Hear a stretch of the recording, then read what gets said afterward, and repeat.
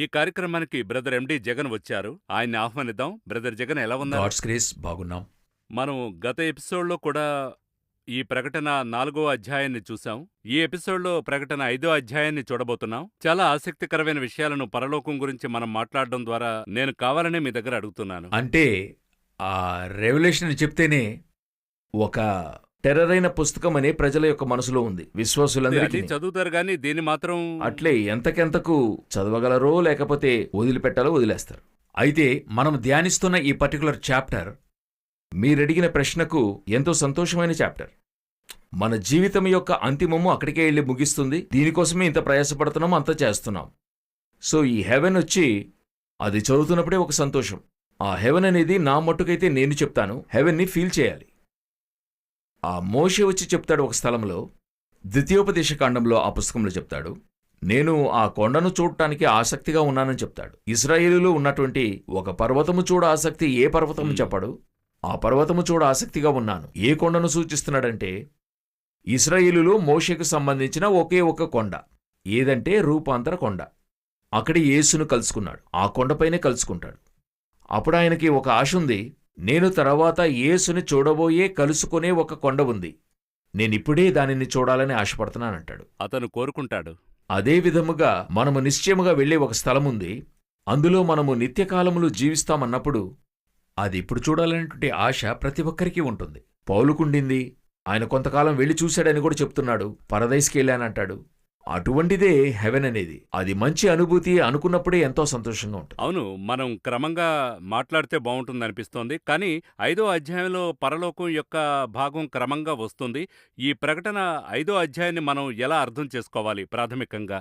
ఇప్పుడు ఈ ప్రకటన 5వ అధ్యాయము 4వ అధ్యాయం యొక్క కొనసాగింపు. అవును, ఇందులో ఆ నిర్మాణాన్ని చూస్తున్నాం. 24 పెద్దలు. పోయిన ఎపిసోడ్లో 24 పెద్దల గురించి చూశాం, కానీ వారిని గూర్చి మనం డీటెయిల్గా ఇంకా మనము దాని గురించి వివరించలేదు, ఆలోచనలకు వెళ్ళలేదు. ఈ 24 నెంబర్ నిర్దిష్టంగా రావడానికి కారణం ఏంటి? ఈ 24 సంఖ్యకైన కారణము అనేకములున్నాయి. నెంబర్ 1, ఇవి 12 యొక్క కలయిక. ఇశ్రాయేలు గోత్రములు 12, అపోస్తలుల యొక్క 12 చేరిన 24 అని చెప్తుంటారు.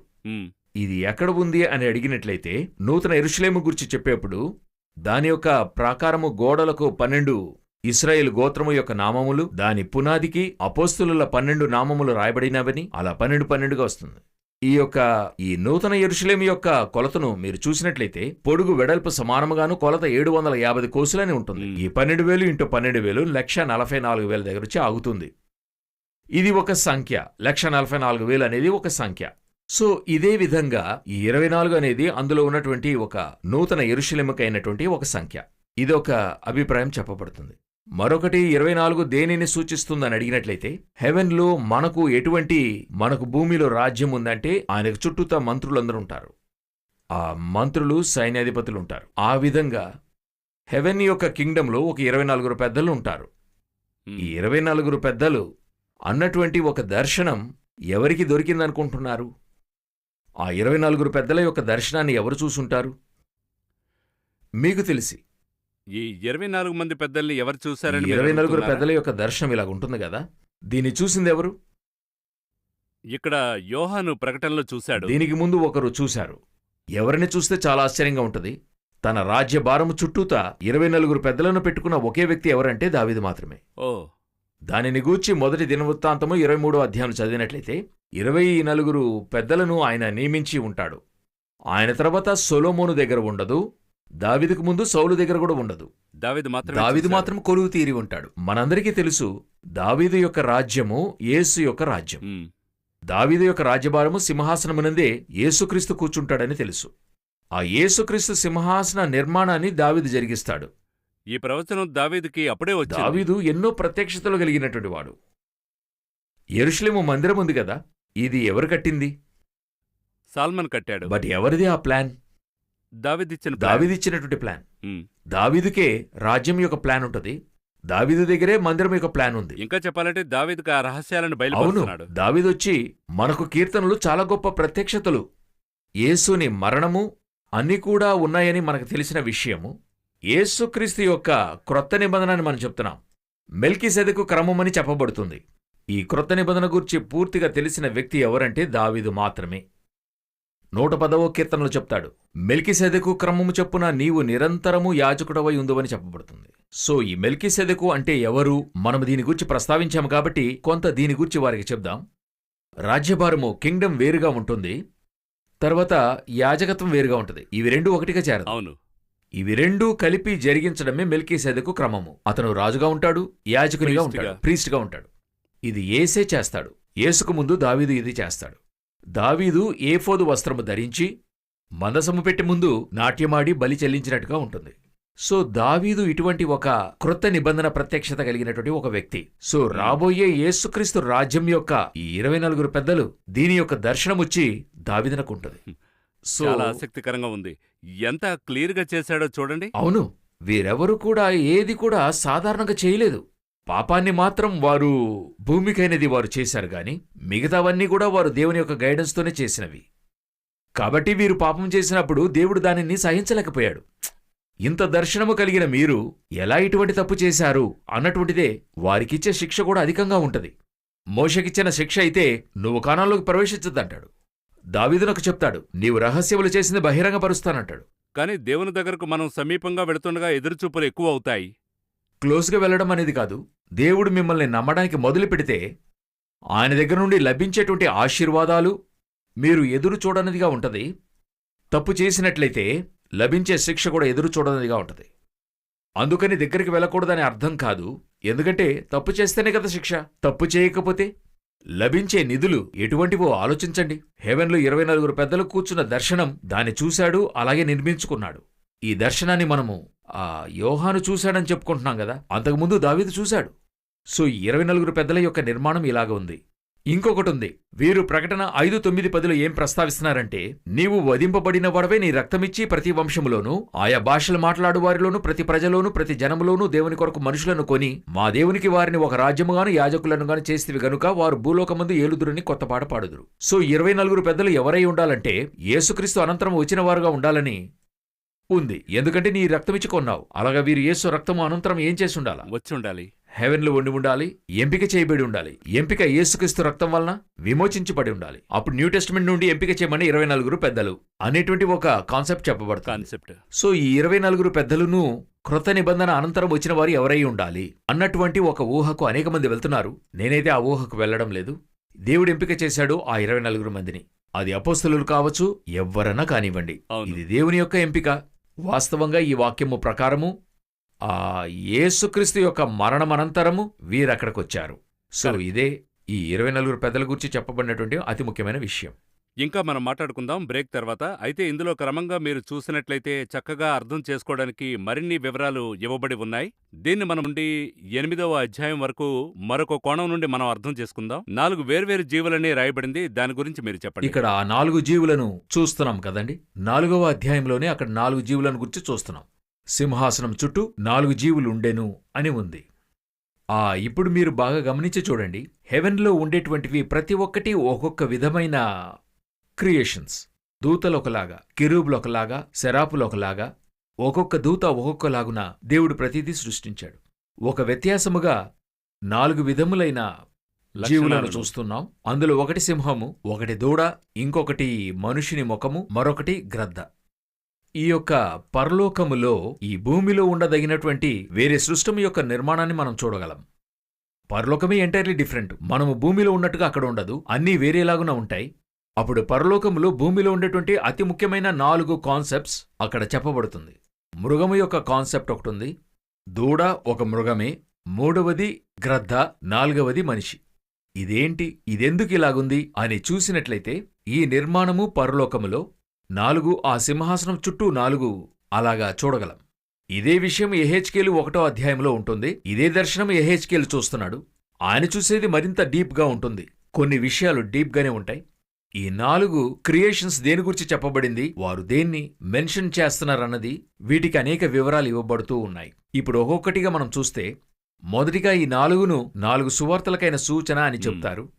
ఎందుకలా చెప్తారని మనం చూసినట్లయితే 4 సువార్తలను 4 ముఖ్యమైన విషయాలు చెప్తాయి. ఉదాహరణకు మత్తయి సువార్తను మీరు బాగా గమనించినట్లయితే యేసును యూదా రాజసింహముగా బయలుపరచడం, యూదుల యొక్క ఆ రాజ్య భారమును, అదే జీనాలజీ గురించి వంశావళిని సరిగా చెప్పి హెవెన్లీ కింగ్డమ్ మరి రాజ్య భారాన్ని సింహము అడవికి రాజు, అలా రాజ్యభారాన్ని గురించి ఎక్కువగా చెప్పబడుతుంది. తరువాత మార్కు, అందులో చూసినట్లయితే ఆ పుస్తకం దూడకు సంబంధించినదిగా చెప్తారు. అవును, ఒక ఒక యాక్షన్ బుక్. అది వచ్చి ఒక ముఖ్యమైన కాన్సెప్ట్ని 16 అధ్యాయాల్లో కుదించినట్టుగా ఉంటుంది. మూడవది లూకా. లూకాలోనికి వచ్చినట్లయితే మనుష్య కుమారుడని అధికముగా యూజ్ చేయబడుతున్నది ఈ లూకాలోనే. అంటే సామాన్య ప్రజలకు కామన్ అర్థమయ్యే పీపుల్ కి విధంగా. అర్థమయ్యేటట్టుగా రాయబడింది. సువార్తను చెప్పేటప్పుడు అధికముగా అందరూ లూకా నుండే చెప్తూ ఉంటారు. ఇంకొకటి చెప్పాలంటే యేసు దైవత్వము ఎంత ఉండిందో అంతగా మనుషుని తన్మయములో ఉన్నటువంటి సూచనలు కూడా అందులో ఉంటుంది. నాలుగవది యోహాన్, జాన్. ఇది పూర్తిగా గ్రద్దకు సాదృశ్యముగా, గ్రద్ద ఎంత ఎత్తుకెళ్తుందో ఉన్నతమైన అనుభవం. పక్షుల వలె. యేసుక్రీస్తుని దేవుడని నిరూపించడమే యోహాను సువార్త యొక్క విశేషము. ఆయన మహిమ అందులో చూసినట్లయితే సాధారణమైన విషయాలు ఏవి ఉండవు. అన్నీ కూడా భయంకరమైన డిఫరెంట్ అయిన యాంగిల్స్ లో చెప్పబడుతుంది. లోతుగా ఉంటుంది. అవును.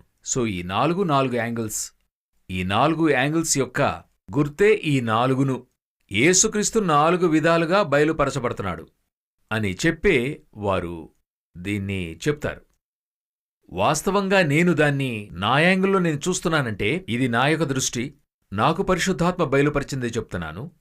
దేవుడు 4 విధములుగా ఈ భూమిలో 4 డాక్ట్రిన్స్, ఇంకా చెప్పాలంటే 4 కార్యాలు చేసి ఉన్నాడు. ఒకటి మనస్సాక్షి నిబంధన. మనస్సాక్షి నిబంధన అనేది ఆదాం మొదలుకొని అబ్రహాం వరకును. ఇప్పుడు అబ్రహామునకు ధర్మశాస్త్రాన్ని ఇస్తున్నాడు. అబ్రహాము నుండి యేసుక్రీస్తు వరకును. ఇప్పుడు యేసుక్రీస్తు కాలములో మనమున్నంత వరకు న్యూ టెస్టిమెంట్, క్రొత్త నిబంధన, కృపా నిబంధన. దీని తర్వాత ఇంకొకటి వస్తుంది. ఎక్కడంటే 1000 ఏళ్ల పరిపాలన, ఇనుపదండముతో పరిపాలన. ఈ 4ను 4 విధములుగా ఉంటాయి. ఈ 4ను ఈ 4 క్రియేషన్స్ యొక్క గుణాతిశయంలో ఉంటుంది. యూదరాజ సింహం అనేదే ధర్మశాస్త్రము అక్కడొచ్చేది. మనుషునిగా ఆయన అవతరించింది, అదే మనుషుని యొక్క ముఖము.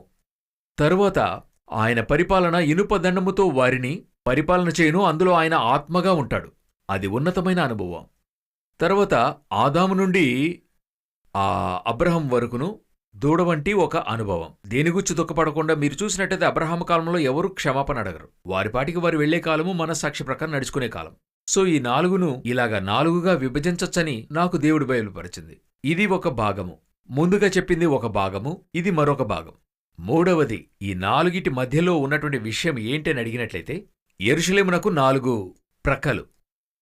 యెరూషలేము 4 ప్రక్కలుగా ఉంటుంది. ఈ 4 ప్రక్కలకు 12 గుమ్మములు. ఈ 12 గుమ్మములకైనా ఈ 4 4x3 ఒక్కొక్కటి ఒక్కొక్క నిర్మాణంగా ఉంటుందని అక్కడ చెప్పబడుతుంది. సో ఎనీహౌ ఈ 4 అనేటువంటిది చాలా ప్రాముఖ్యముగా హెవెన్లో చెప్పబడుతున్నటువంటి విషయం. దీని గురించి ఇంకా మీరు కొంత లోతుగా, ఇది స్పిరిచువల్గానే మనం చూడాలి. ఇది మీరు బాహ్యముగా గ్రద్దలాగా మీరు చూడలేరు. ఎందుకంటే రక్తము మాంసం పరలోక రాజ్యంలో ప్రవేశించేది లేదు. ఉదాహరణకు ప్రకటన 22వ అధ్యాయం 15వ వచనములో ఎవరు పరలోక రాజ్యానికి వెళ్లరో చెప్పబడుతుంది. అందులో కుక్కలని ఉంటాయి. అంటే ఆత్మ పరలోకానికి వెళ్తుంది. మృగము యొక్క ఆత్మ ఏమవుతుంది? శరీరంతో ముగిస్తుంది. ఇప్పుడు నేను మిమ్మల్ని కొట్టినా, నన్ను మీరు కొట్టినా దిగులు పడతాం. ఎందుకు దిగులు పడుతున్నాం? మన ఆత్మలో ఒక తలంపు కలుగుతుంది, మనం కొట్టు ఉండకూడదని. ఎప్పుడైనా కోడిని కోసుకొని చికెన్ 65 తినేప్పుడు బాధ కలుగుతుందా? కలగదు. ఎందుకంటే దాని ఆత్మ అక్కడ లేదు. దాని ఆత్మ శరీరంతో ముగిసిపోతుంది. అది మృగము, తిన్నాము, కథ ముగిసింది, అంతే. అదేవిధంగా దాని యొక్క ఆత్మ వచ్చి శరీరంతో భూమిలోని ముగిస్తుంది, పరలోకానికి రాదు. అటువంటి నియమం లేదు. మట్టితో మట్టిగా వెళ్ళిపోతుంది. ఇప్పుడు 4 జీవులు పరలోకములు ఉన్నాయనగానే అప్పుడు గుర్రమొస్తుందా, గ్రద్దొస్తుందా, ఎందుకు ఈ 4 వచ్చినాయి గదా అన్న ప్రశ్నలు తలెత్తుతుంటాయి. అందుకే నేను చెప్తున్నా, ఈ 4ను 4 జీవులన్నట్టయితే అక్కడ గ్రద్ద లేదు, ఆ చోట సింహం లేదు. ఆ విధంగా అందుకు మారుగా అని ఉంటది. ఆ మాదిరిగా 4 దేవుడుంచాడు. అవును, దాని యొక్క రిఫ్లెక్షన్ ఒరిజినల్ ఎక్కడుందంటే భూమిలో కనబడుతుంది. ఇక్కడ అది రిఫ్లెక్ట్ అవుతుంది. దాని యొక్క సూచనగానే ఈ 4ను అక్కడ ఉంచబడ్డాయి. ఇప్పుడు ఈ కొనసాగింపులో ఇక్కడ మీరు చెప్పినట్లుగా ఈ 4 జీవుల గురించి, వాటి ప్రతిబింబం గురించి వివరించారు. దాని తర్వాత 7 ముద్రలు అని వస్తుంది. దాన్ని ఎలా అర్థం చేసుకోవాలి? అంటే 7 ముద్రల గ్రంథం అన్నది ఇక్కడున్నట్టుగా కాదది. దీనికొక నేపథ్యం ఉంది. దీనికొక బ్యాక్గ్రౌండ్. నేను అదే చెప్తాను. ఈనాడు కొంతమంది ఓల్డ్ టెస్టమెంట్ చాలా తప్పుగా అనుకుంటున్నారు. ఓల్డ్ టెస్టమెంట్ ఒక part of the Bible, new testament ఒక పార్ట్ ఆఫ్ ద బైబిల్. యూదుల దగ్గర ఓల్డ్ టెస్టమెంట్ ఉండింది, మనకు న్యూ టెస్టిమెంట్ ఇవ్వబడింది. ఇప్పుడు మనకి రెండూ చేర్చి ఇవ్వబడింది. ఇవి రెండూ చేర్చబడితేనే హోలీ బైబిల్, ఫుల్ బైబిల్. ఈనాడు అనేకులు యూదుల యొక్క మిస్టేక్ ఏంటంటే వారు అది చదివి ఇది వదిలేస్తారు. మనవాళ్ళు న్యూ టెస్టిమెంట్ చదివి అది వదిలేస్తారు. కొంతమంది ప్రకటనే చదవడం లేదు. ఇందులో రెవల్యూషన్ చదవని గ్రూప్ కూడా ఒకటి ఉంది. సో ఇవన్నీ కూడా నన్ను అడిగితే ఒక విధమైన లెక్కలేనితనం. ఇవి రెండు చేర్చకుండా మీ వల్ల ఏది చదవలేరు. ఇక్కడ ఈ స్థలంలో ముద్ర గురించి ఉందా, ఈ బుక్ ఆఫ్ సీల్ ఎక్కడుంది అని చూసినట్లయితే దానియేలు పుస్తకములో 12వ అధ్యాయం 4వ వచనంలో దేవుడు ఒక కార్యాన్ని చెప్తున్నాడు. దానియేలు 12వ అధ్యాయం 4వ వచనములో, దానియేలు, నీవు ఈ మాటలను మరుగుచేసి అంత్యకాలం వరకు ఈ గ్రంథమును ముద్రింపుము. ముద్ర మూసేయాలనుకుంటున్నా. మరుగుచేసి ఉంచమంటున్నాడు. ముద్రను మూసివేసి పెట్టు, దాన్ని మూసేయ అంటున్నాడు. అవును. ఎప్పుడు ఇది ఓపెన్ అవుతుందంటే అంత్యకాలంలో ఓపెన్ అవుతుంది అంటాడు. మీరిప్పుడు చూడండి, ఇప్పుడు మరుగు చేయమని చెప్తున్నాడా? అవును. ఇప్పుడు ప్రకటన 22:10లో ఏం చెప్తున్నాడు చూడండి. ప్రవచన వాక్యములకు ముద్ర వెయ్యవలదు. అలాగే రివర్స్గా ఉంది. అందులో ఇంకొక లైన్ కూడా ఉంటుంది చూడండి. The time is near. కాలము సమీపమయ్యేంత వరకు దాన్ని ముద్ర వేయమంటున్నాడు. ఇక్కడ చెప్తున్నాడు కాలము సమీపించింది, సీల్ ఓపెన్ చేయమంటున్నాడు. ముద్ర వేయవలదు అని అంటున్నాడు. ఎంత కనెక్షన్ ఉందో చూడండి దానియేలుకు, ప్రకటనకు. దానియేలే వద్దని చెప్పేవారు ఈరోజున్నారు. క్రొత్త నిబంధనలోకి వచ్చేశాము, పాత నిబంధన పుస్తకమే మనకొద్దు అన్నవారున్నారు. అక్కడ ముద్ర వేయి అంత్యకాలంలో ఓపెన్ చేయొచ్చంటాడు. ఇక్కడ చెప్తాడు కాలం సమీపమైంది, సీల్ వేయొద్దంటాడు. ఇంకా చెప్పాలంటే అక్కడ దానియేలు అర్థమైతే ఇది కూడా ఇది అర్థమవుతుంది. అర్థం. ఆ పుస్తకాన్ని ఎక్స్టెండ్ అయ్యిందే రెవల్యూషన్. డానియల్ బుక్ ఎక్స్టెన్షనే రెవల్యూషన్. జంట వ్యవస్థ, ట్విన్ సిస్టర్స్. ఆ విధంగా అప్పుడు ఈ పుస్తకంలో ఉన్న సీల్ అన్నటువంటిది 6 ముద్రలో చెప్పబడింది. ఒక్కొక్క ముద్రను ఒక్కొక్క సంభవంగా చెప్పబడుతుంది. ఈ సంభవాల్ని గురించి మనం వేరుగా చదవాలి. ఈ 6 ముద్రలు కూడా 6 సంభవములు. 7వదిగా ముద్ర ఉంటుంది. మొత్తముగా బుక్ ఆఫ్ సీల్స్ 7. 7వదిగా ఒక సీల్ ఉంటుంది, అదొచ్చి రాకడ. అది వేరే విషయం. అది మరొక ముద్ర, మరొకటి ఓపెన్ అవడానికైనా కీ అది. సో ఈ 6 ముద్రలే మనకి అతి ముఖ్యంగా చెప్పబడ్డవి. సో ఈ 6 సీళ్లు ఉండేటువంటి ఈ పుస్తకము ఎక్కడ ఆరంభమైందంటే దానియేలులో ఆరంభమైంది. అప్పుడు ఆ దానియేలులో ఉన్నటువంటి సంభవములు ఇది కలిపి చదివితేనే 6 సీళ్లు అర్థమవుతాయి. ఎందుకంటే అక్కడ చెప్పబడి ఇక్కడ దేవుడు ముద్ర వేయడం ఇక్కడ చెప్పి సీలేయద్దు, రెండిటికి టైం అయినట్టుగా చెప్తూ ఉన్నాడు.